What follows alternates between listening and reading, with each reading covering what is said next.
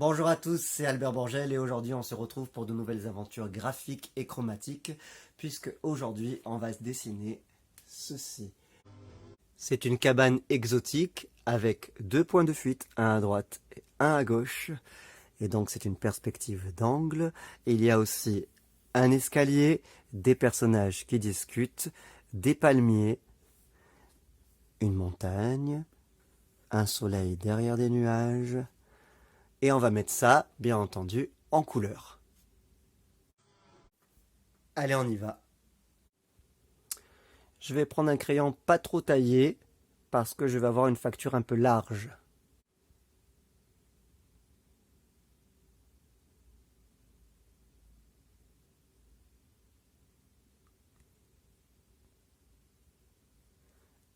Alors, c'est parti. On va commencer par l'angle. L'angle, on va le faire bien vertical.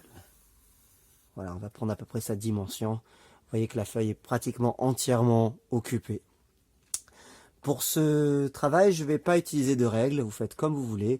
Je vais essayer de donner un côté un petit peu plus naturel. Alors ensuite, on va tracer la ligne d'horizon. Cette ligne d'horizon, elle va être à peine plus bas que le milieu de la feuille qu'on prend en format paysage, puisqu'on dessine un paysage. Et on va la faire de manière assez légère, puisqu'il y a une partie, celle-ci, qui va être ensuite occultée, gommée. Alors en fait, le premier angle qu'on a mis correspond à la hauteur de la cabane plus les pilotis. Et là, il va être de suite important de placer nos deux points de fuite. Point de fuite numéro 2 et point de fuite numéro 1. Voilà. Moi, je vous les écris. Après, vous pourrez les effacer ou ne pas les écrire. Vous pouvez marquer juste un petit point dessus. Là, je vous les mets vraiment en évidence. Et donc, une fois qu'on a notre angle, on va pouvoir faire notre perspective à deux points de fuite. Alors, les perspectives à deux points de fuite, elles sont justement là, sont des perspectives d'angle. Donc, on a là ici, on va se réserver une partie pour le pilotis et on va commencer véritablement notre cabane là. On va envoyer nos deux fuyantes vers le point de fuite numéro 2. Hop, vous voyez, c'est un petit peu courbe. Et le point de fuite numéro 1. Voilà. Voilà des choses qu'on va effacer, donc c'est à vous de voir votre dosage si vous faites foncé ou clair. Et là, on va arrêter l'épaisseur de notre cabane. Je reprends ce trait qui n'est pas beau. Voilà, je l'affirme un petit peu plus. Je veux trouver le milieu de mes surfaces. Pour cela, rien de plus simple. Je croise les diagonales. Ça, c'est important parce que le milieu n'est pas là où on croirait. À l'œil nu, je mettrai mon milieu là et vous voyez qu'il est beaucoup plus à droite. Je vais trouver mon deuxième milieu. Donc ça, on le fait très très léger parce que c'est voué à disparaître. Voilà. Hop. Donc si je veux placer mon entrée au milieu, je vais la mettre autour de ce point-là qui est l'intersection des deux diagonales. Donc là, pour placer mon entrée, je fais une verticale et à partir de ce point final, je vais vers le point de fuite qui est là. Je ne trace pas tout pour que ce soit plus beau. Et là, je descends bien sûr horizontalement. Donc en gros, dans cette perspective, il y aura plusieurs natures de traits. Les verticales. La verticale qui est vraiment à l'angle. Ensuite, il va y avoir toutes les verticales de la partie gauche du dessin. Il va y avoir ensuite les fuyantes qui vont converger vers le point de fuite 1 ou le point de fuite 2, simplement. Et puis ensuite, il va y avoir des diagonales qui vont être là de manière utile. Donc là, j'ai fait ma porte d'entrée. Je vais aussi en profiter pour faire mon premier pilotis. Donc mon premier pilotis, je vais l'envoyer au point de fuite. Donc je trace ce trait, je trace pas en entier, je donne une épaisseur. Hop, je monte. Et là, je vais vers le point de fuite à droite. Et ici, je monte. J'ai donc mon premier pilotis. Je vais faire le deuxième du fond, là. Je descends. Et là, je le fais plus fin. On va le faire à l'œil. Hein. Il y a des savants calculs pour le faire vraiment en proportionnalité. Voilà, ça passera très bien comme ça. Et puis ensuite, je vais faire mon escalier. Cet escalier, je peux m'amuser aussi à le faire sur pilotis. Donc je descends et je peux me faire très légèrement vers le point de fuite à partir de mon premier pilotis. Un trait qu'on appelle une fuyante et qui va me servir de base. Donc là, pour donner cette épaisseur, vers où je vais, bien sûr, le point de fuite numéro 2. Tac. Pour savoir où il s'arrête, là vraiment pour la proportionnalité, donc je vais imaginer par transparence, aller vers le point de fuite numéro 1. Et là, quand j'ai ce trait-là, je n'ai plus qu'à remonter. Ensuite, je poursuis vers le point de fuite numéro 1. D'accord? Donc là, c'était vers le point de fuite numéro 2. Et là, je monte. Voilà. Donc j'ai un gros pilotis qui va tenir mon escalier. Donc mon escalier, à partir de là, je vais faire 2 traits. Comme ceci. Et ces 2 traits, je vais les poursuivre cette fuyante qui, je vous le rappelle, termine, aboutit au point de fuite numéro 2. Donc c'est là que s'arrête mon escalier. Mon escalier, il va être là.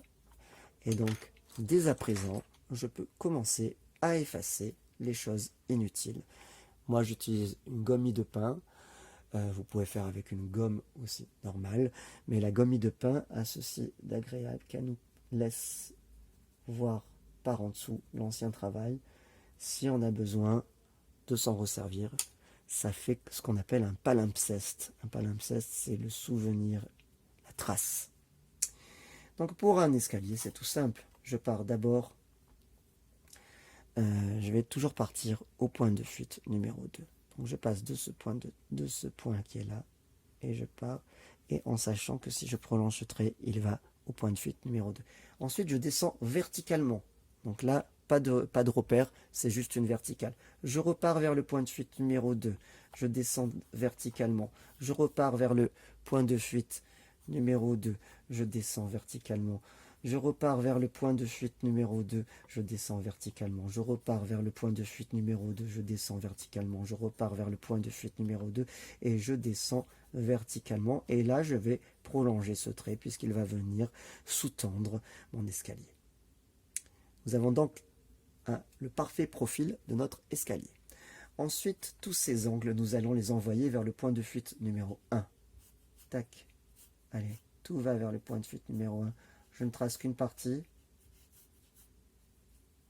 À chaque fois que j'ai un angle, je pars vers le point de fuite numéro 1. Vous pouvez le tracer en entier ou pas. Et maintenant, il s'agit d'arrêter l'épaisseur de cet escalier. Donc au départ, à partir de ce point, je pars vers le point de fuite numéro 2. Je descends verticalement. Je repars vers le point de fuite numéro 2. Je descends verticalement. Je repars vers le point de fuite numéro 2. Je descends verticalement. Je repars vers le point de fuite numéro 2. Je descends verticalement. Je repars vers le point de fuite numéro 2. Je descends verticalement. Et là, je m'aperçois que j'ai oublié une fuyante. Donc, je l'envoie vers le point de fuite numéro 1. Je repars vers le point de fuite numéro 2. Et je descends verticalement.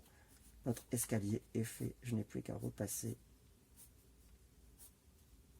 mes traits correctement construits. Voilà, nous avons déjà une bonne partie de notre maison qui est faite, notre cabane. On va placer ici une petite fenêtre. Pour passer une petite fenêtre, on va commencer par aller, on ne va pas la coller au bord, on va venir vers ici. Et puis là, à partir de ces 2 points, je vais aller vers le point de fuite numéro 1. Hop. Et puis je vais descendre droit. Non, je laisse un petit peu d'espace là, c'est à vous de voir. Pour trouver le milieu de ma surface, comme tout à l'heure, je croise les diagonales. Et là, je descends verticalement. Donc là, c'est si je veux un volet fermé. Je pourrais faire un volet fermé. Et puis on va faire quand même un volet ouvert. Donc, chose facile, on part du point de fuite numéro 1 et puis on se fait tac des traits comme ça. Et là, on n'a plus qu'à descendre avec nos rabats. On va mettre un petit décalage. Ici, ça ne se voit pas. Ensuite, on va mettre un petit liseré pour faire l'épaisseur de la vitre. Une sorte de cadre. On met 2 traits pour faire la transparence. Et c'est bon. On peut décider de faire des persiennes. Donc là, tout simplement, on part vers le point de fuite numéro 1. Et ici, on aligne bien verticalement. Pour faire un truc qui se relève un petit peu comme ça. Donc, point en face, on se prend des points de repère en allant vers le point de fuite numéro 1. Et là, tac, toujours vers le point de fuite numéro 1. Donc on a nos sortes de petites persiennes qui vont être là. On peut même pousser le plaisir jusqu'à mettre des petits crochets pour les arrêter. Voilà. On peut faire aussi, juste à l'extérieur, une petite rampe qui va aller du point de fuite numéro 1, venir. Et puis on peut descendre verticalement cette petite rampe, ce garde-corps, et là s'amuser à faire des fioritures, comme si c'était du fer forgé. De l'autre côté, on va refaire aussi des fenêtres. Donc nous avons ici notre milieu. Ça veut dire que on va mettre là. Et donc là, on a la partie droite du milieu droit. Et ici, la partie gauche de notre surface. Et donc, si on veut centrer notre fenêtre au milieu de la moitié, eh bien, donc là, je vais effacer les traits qui me gênent pour pas que ce soit illisible. Et là, à nouveau, je vais faire mes diagonales. Donc je sais que ma fenêtre, son milieu sera là. Je vais faire la même chose pour l'autre partie. Je vais croiser mes diagonales. Et donc, ma fenêtre, son milieu sera là. Donc je peux commencer ma première fenêtre en partant du point de fuite numéro 2. Tac. Je vais monter. Je vais la mettre au milieu. C'est un petit peu bas le milieu. On va pas le faire au milieu. On va le faire plus bas. On va le faire plus haut que le milieu. Voilà. On va mettre ici une verticale. On va partir du point de fuite numéro 2. Hop. Voici notre première fenêtre. Et tout simplement, on va prolonger ces traits pour les avoir en proportionnalité. Et on retrouve nos fenêtres ici. Voilà. Donc, ces fenêtres-là, on peut les faire plus étroites, comme si elles sont ouvertes. Et puis ici, on peut décider de partir vers le point de fuite numéro 2 pour faire des petites fenêtres simples. Tac. Voilà. Donc là, on a des fenêtres qui sont vraiment placées au bon endroit. Elles sont réparties proportionnellement. Donc là, il manque l'épaisseur de ce pilotis-là. On va aller vers le point de fuite numéro 1. Tac. Et puis on va monter. Voilà. Mon épaisseur de pilotis est faite. Je voudrais faire un petit toit. Donc je pars de mon milieu. Je monte très légèrement pour avoir un point de repère. Je mets la hauteur que je veux. Et tout simplement, je rejoins mes deux côtés. Voilà. Dans cette vue, on ne peut pas vraiment voir le haut. D'accord? Donc inutile de le faire. Voilà, donc nous avons une petite cabane très sympathique. On va mettre maintenant les lattes en bois. Les lattes en bois, bon, au départ, on va mettre une petite épaisseur et on va leur donner à peu près toute la même taille.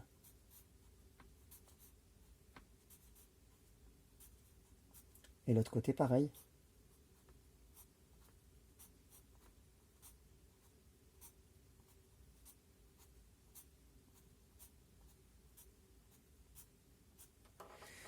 Et ensuite, c'est simple. on va toujours aller vers les points de fuite. Numéro 2, pour commencer.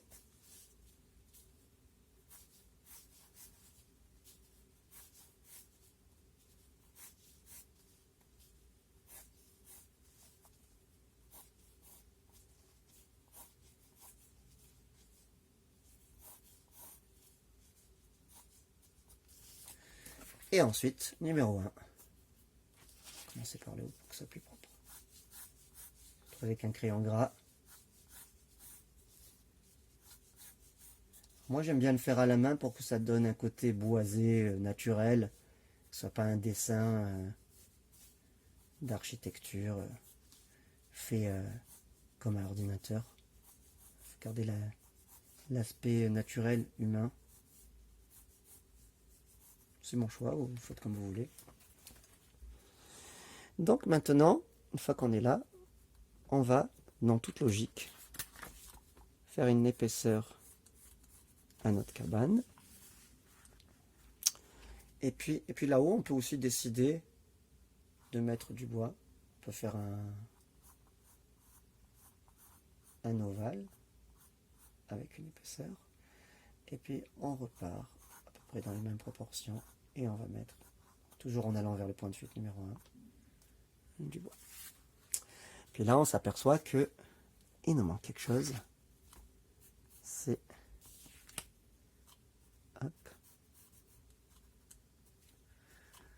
le pilotis de la fin de la maison. On lui donne une épaisseur. Et donc, on retrouve ce trait qui était celui-ci.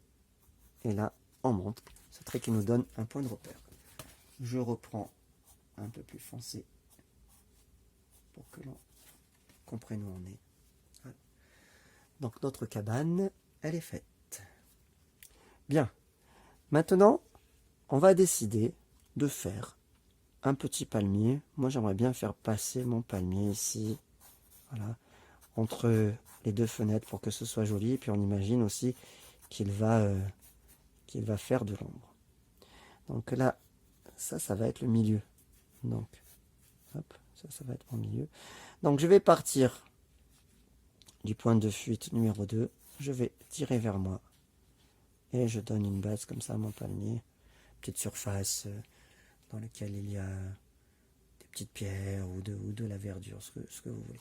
Et là, je repars du point de fuite numéro 1. Hop, hop, voilà. Je croise mes diagonales. Sûr que c'est bon. Voilà. Donc il devrait être là. Il descend un peu plus. Il n'y a pas de souci. Alors, on va faire ça un petit peu plus beau. Là, je taille maintenant légèrement mon crayon. Je vais effacer avec ma gomme de pain ou autre l'intérieur. Et là, je vais venir donner un trait pour mon palmier.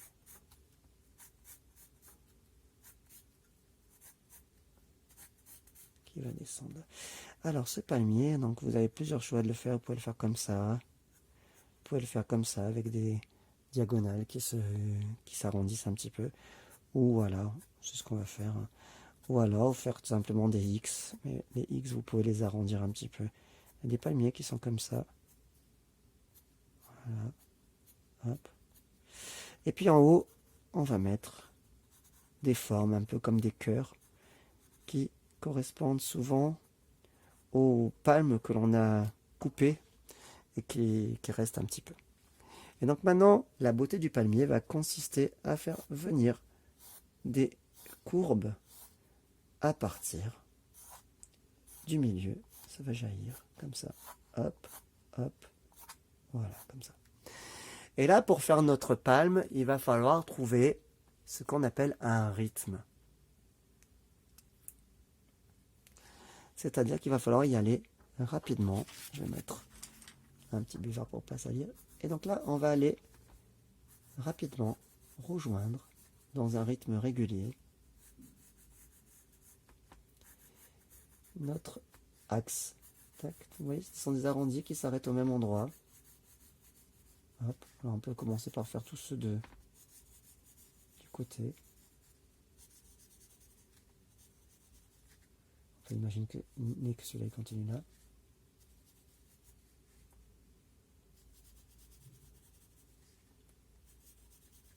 On commence toujours par le même côté.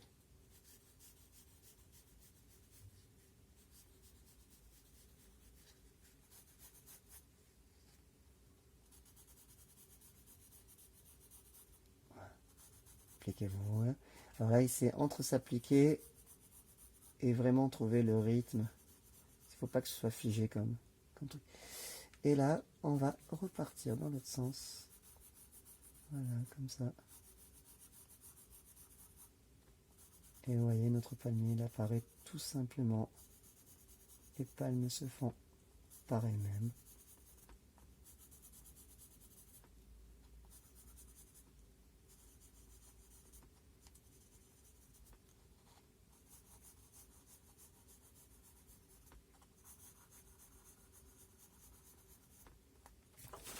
Voilà, notre palmier est fait. Si on peut mettre quelques feuilles, quelques herbes qui ont poussé. Une petite fleur si on veut. On peut ici décider de faire un petit rebord en pierre par exemple, de manière régulière. Bien. Ici maintenant, on va faire une famille qui discute. Donc c'est tout simple. On va faire un arrondi. Hop. Il va venir comme ça. On va travailler dans le flou artistique. Un petit peu pour donner l'impression de ce qu'on fait. Petit enfant à côté. Hop. Alors on cherche la gestuelle de la silhouette. Bon, c'est une suggestion. Hein. Vous pouvez décider de ne pas le faire. Voilà, il y a des enfants qui discutent entre eux. Puis il y a des gens qui se connaissent du quartier qui...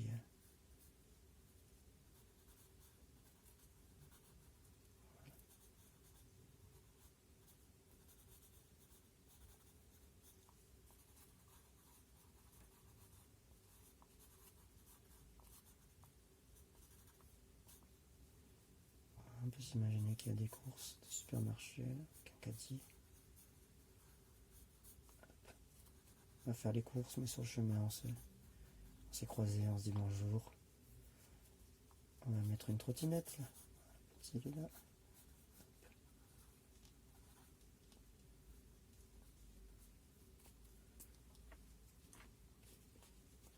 Je passe un petit peu le bout qui était inutile. Bien. Ce point de fuite numéro 1, eh bien, on va aller en face. Et on va converger vers lui. Comme ça, ça nous fait un autre décor. Et dans cet autre décor, on va pouvoir inscrire à nouveau. Vous voyez, on suit là, on a la base de notre sol. Hein. Donc on va mettre à nouveau quelques palmiers en face l'un de l'autre. Voilà. On va pouvoir les monter. Alors, pour savoir la hauteur, que ce soit en proportionnalité, on peut aller de là et aller là. C'est tout à fait bien. C'est tout à fait bien. Et donc ici, même principe, on repart comme ça.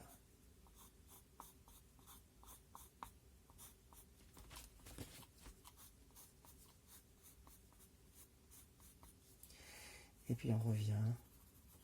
Voilà. Je ne m'attarde pas trop là-dessus, mais c'est à vous de voir avec votre style ce que vous avez envie de dire, de faire. Ok. Voilà. Donne des effets. Bien. Ici, on va pouvoir faire un soleil. Alors, on va pas faire le soleil des enfants, hein, on le suggère juste. Et là, on va faire des formes un peu aléatoires pour faire des nuages. Et puis, on va prendre ces mêmes formes aléatoires pour faire des montagnes. Des montagnes qui descendent sur notre... Donc ici, il y a de la verdure. Ici aussi. Pour imaginer d'autres baraques. On va faire un petit bout là. Donc je pars du point de fuite numéro 1, tac, je viens, et ici, hop, là, j'ai notre baraque. Voilà, donc on a notre vue, donc ici on va dire que c'est bien sûr l'allée hein, centrale. Puis on va peut-être faire des garde-corps pour ces escaliers. Donc on va aller un petit peu devant. On va mettre une verticale. Et puis on va parallèlement à ce trait monter.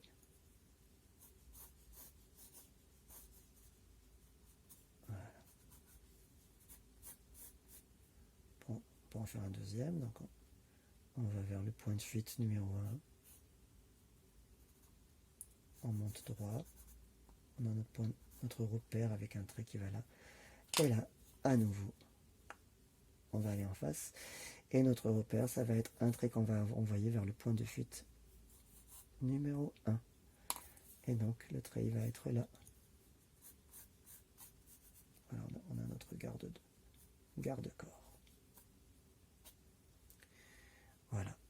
On peut imaginer de mettre des pots légèrement évasés avec des ellipses. Puis là, on peut mettre des yuccas. D'autres petits pots. Et puis des feuilles un petit peu comme ça qui poussent. Puis on peut mettre un peu de feuilles de temps en temps. Voilà. Donc nous avons la première partie de notre dessin qui est faite. Voici donc mon croquis de départ et le dessin. Ça, vous voyez exactement la différence entre un croquis et un dessin, si vous voulez utiliser cette technique avec la table lumineuse. Petite astuce, ceux qui ont des tablettes, vous pouvez installer des tables lumineuses. Il y a des applications. Et pendant ce temps, que fait Mimi?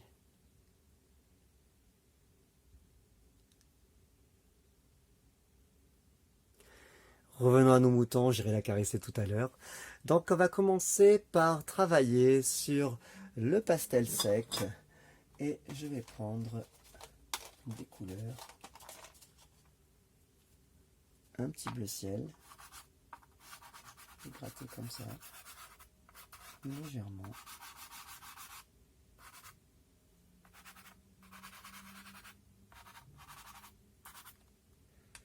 Ensuite, avec un Kleenex,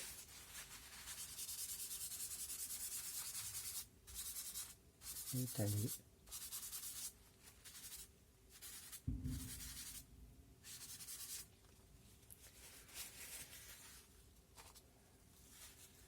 Du rose.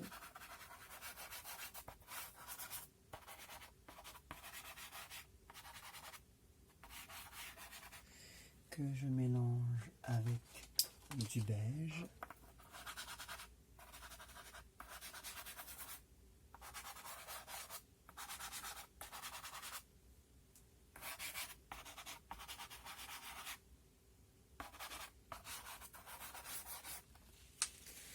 Et j'étale.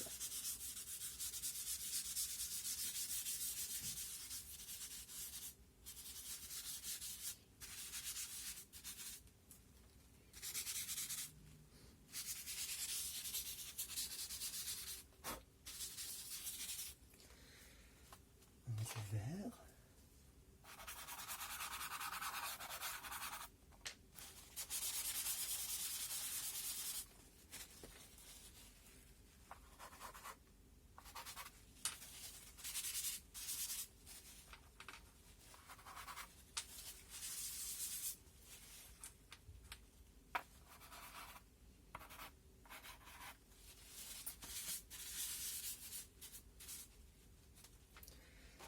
Du marron.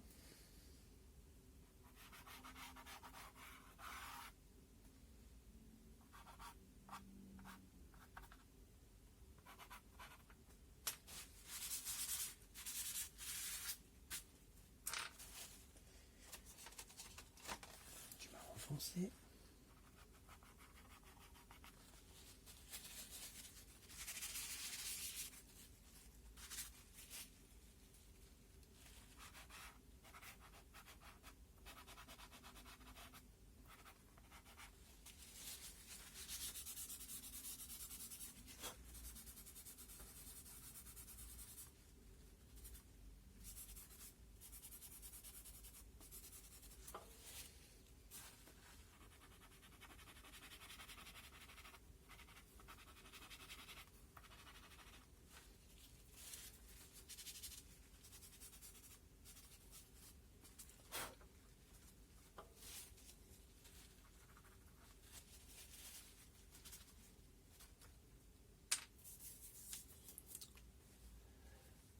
Et ensuite, des crayons.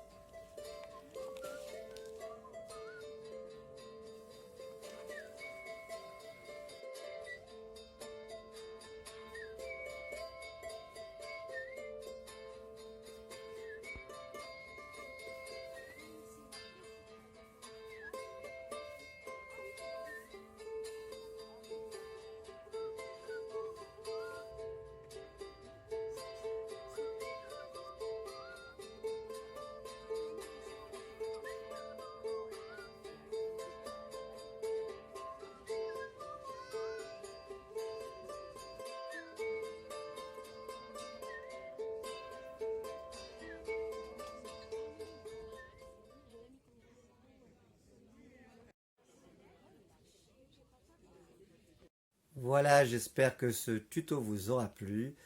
En partant, n'hésitez pas à activer la cloche, à vous abonner si ce n'est pas encore fait, à parler de la chaîne, laisser un petit pouce bleu et des commentaires.